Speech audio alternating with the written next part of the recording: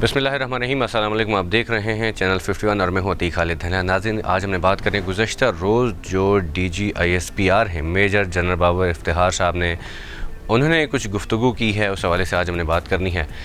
जो इमरान खान साहब कहते होते थे कि पाकिस्तान में जो है साजिश हुई है, मुदाखलत हुई है, ये काफ़ी दिनों से ये चीज़ें चल रही थी।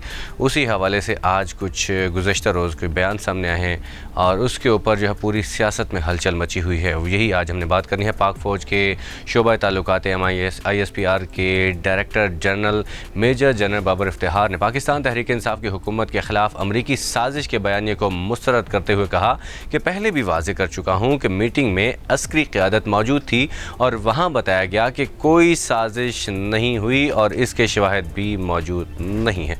ये आज गुज़श्ता रोज़ उन्होंने कहा है कि हमारी इंटेलिजेंस एजेंसियाँ दिन रात यही काम करती हैं और हमारे दुश्मनों के अज़ाइम खाक में मिलाना हमारा काम है। जिस पर साबिक़ वफ़ाक़ी वज़ीर दाखिला शेख रशीद ने कहा कि कौमी सलामती की मीटिंग में किसी ने नहीं कहा कि साजिश नहीं हुई, किसी किस्म की साजिश हुई और ना ही शवाहिद मिले। इजलास के दौरान तीनों सर्विसेज चीफ्स मौजूद थे। शुरका को एजेंसीज़ की तरफ से आगाह किया गया, किसी किस्म की साजिश के शवाहिद नहीं है, ऐसा कुछ नहीं। मीटिंग में वाज़ेह बता दिया गया कि साजिश के शवाहिद नहीं मिले, हक़ाइक़ को मस्ख़ करने का किसी के पास नहीं। पिछले कुछ अरसे से नाज़रीन अफ़वाज पाकिस्तान और लीडरशिप को प्रोपेगेंडे का निशाना बनाया जा रहा है। अपनी राय के हक़ सबको है, लेकिन झूठ का सहारा नहीं लेना चाहिए।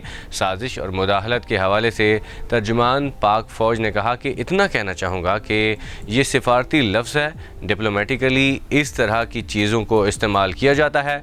मुझे यकीन है कि सिफारतकार ही इसको बेहतर तरीके से आगाह कर सकते हैं। इसको मद्देनज़र रखते हुए आगे जो एक्शन लिया गया वो सिफारती तौर पर लिया गया है। कहा कि हमारी तरफ से बहुत क्लियर तौर पर बताया गया है कि कोई साजिश नहीं हुई। उन्होंने ये भी कहा कि चीफ़ ऑफ आर्मी स्टाफ का चीन का दौरा बहुत अहम था, बहुत अहमियत का हामिल था। जनरल कमर जावेद बाजवा पहले आर्मी चीफ थे जो सदर शी जिनपिंग से मिले। पाकिस्तान के चीन के साथ स्ट्रेटजिक और ताल्लुकात इंतहाई अहम हैं। चीन ने हमेशा हमारा साथ दिया। इस दौरे का मकसद दिफाई समेत दीगर ताल्लुकात को मजबूत बनाना है। चीन के साथ ताल्लुकात खित्ते में अमन के लिए बहुत अहम हैं। चीन ने पाकिस्तान की दिफाई क़ुव्वत बढ़ाने में अहम किरदार भी अदा किया है, ये उनका कहना था। आर्मी चीफ़ का दौरा इसी सिलसिले की अहम कड़ी थी। साबिक़ सदर के हवाले से उनका ये कहना था, यानी कि जनरल मुशर्रफ के हवाले से कहा कि जनरल परवेज़ मुशर्रफ की सेहत बहुत ख़राब है, अल्लाह ताला उन्हें सेहत दे। ऐसी सूरत हाल में परवेज़ मुशर्रफ की फ़ैमिली से रब्ता किया गया।